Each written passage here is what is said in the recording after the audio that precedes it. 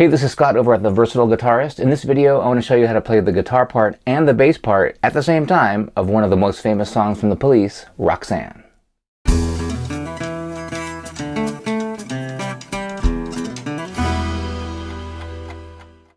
Roxanne was the first hit for the Police from their first album, Outlandos d'Amore, and even to this day it's a song that sounds different than a lot of rock songs. There's some cool jazzy chords in there, and what's happening with the rhythm of the drums and the bass against the guitar is really interesting. The Police are known as having kind of a reggae influence, and this song you might think it's a reggae thing if we only had this happening. In a reggae rhythm, we would have that happening in between every beat, like this. 1 and 2 and 3. Like I Shot the Sheriff is exactly that. 1 and 2 and there's some Police songs that do that. Bring on the Night and the chorus of Walking on the Moon and a bunch of other ones. But this one is actually happening on every beat. They're quarter notes going 1, 2, 3, 4. We don't really know that until the bass and the drums come in the song though.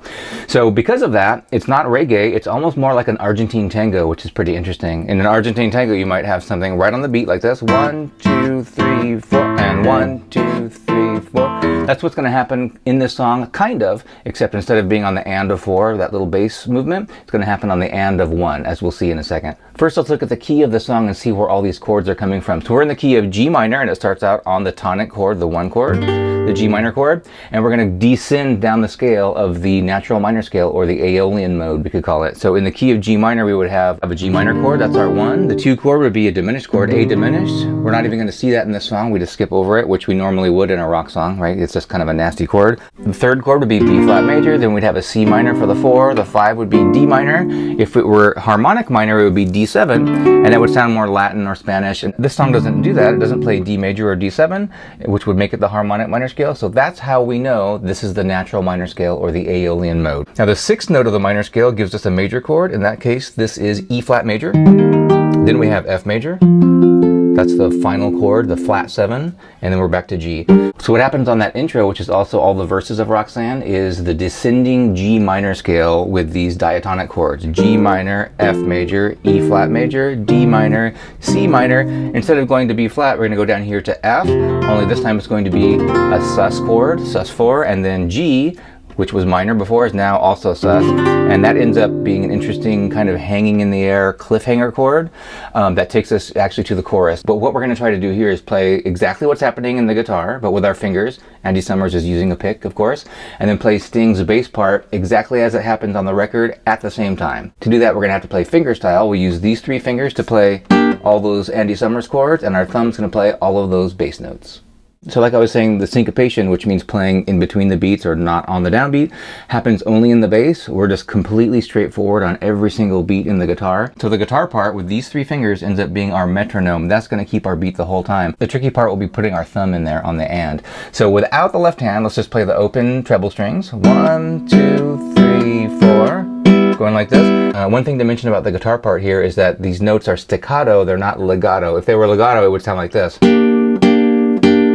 The song doesn't do that. That's another thing that makes it sound to me like more of an Argentine tango, because we're cutting those notes short, and there's a lot more drama and attitude in that than if it sounded that way. That sounds pretty lame that way, right? But we're cutting it off short, and to get that staccato effect, we're actually going to use both hands to do that. But for now, since we're just playing with the open strings to get this groove down with the guitar and the bass, we're going to kill it as soon as we can with those 3 fingers. So get right back to the strings as soon as you can. So that's our beat.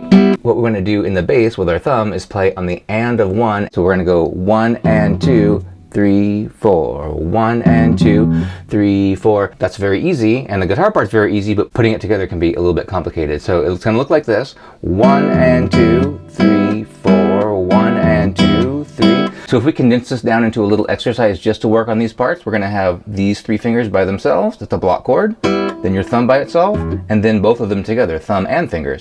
So we'll go block chord, kill it, thumb, and then everything.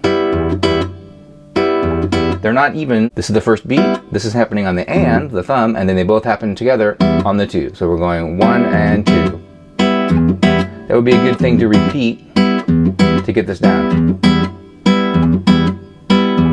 And once we have that, let's look at all the chords now. First chord is G minor, which we could play as a bar if you like. I'm playing it this way just so I don't have to bar. So here's our G minor chord. Our next chord will be F major 6th. It's actually an inversion of D minor, you could think of it as.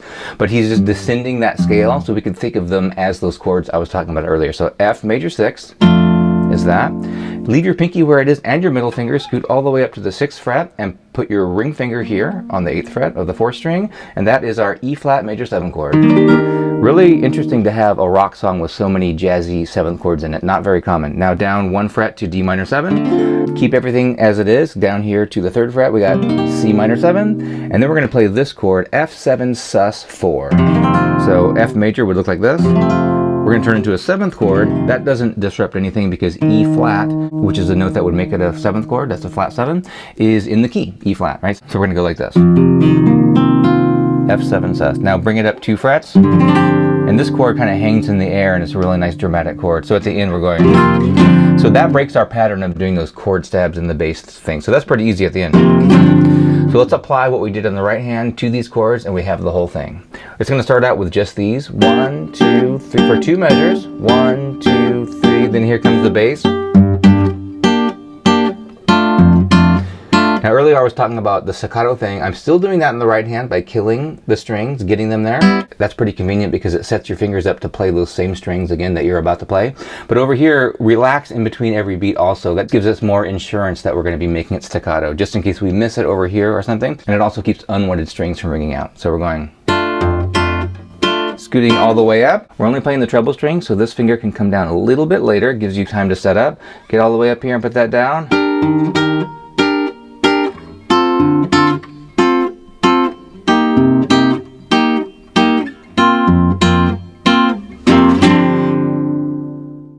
In the vast majority of rock songs, the bass guitar does pretty much what the guitar does. If the guitar is playing a G chord, the bass just plays G, pretty much with the same rhythm. That's not a rule, as we can see in the case of Roxanne. But if you ever notice that a song has a distinctly different bass line that's different from the guitar part, see if you can put them together. It's a really great exercise for our technique and our timing and just kind of conceptualizing things.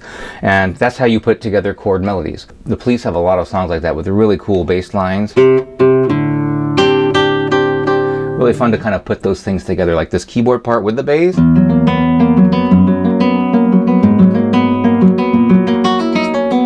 Or King of Pain.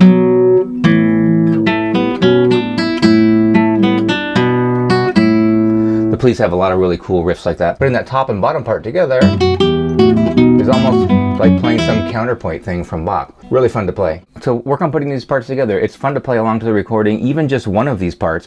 And then when you put both of them together, it really sounds more three-dimensional and most importantly, super fun to play.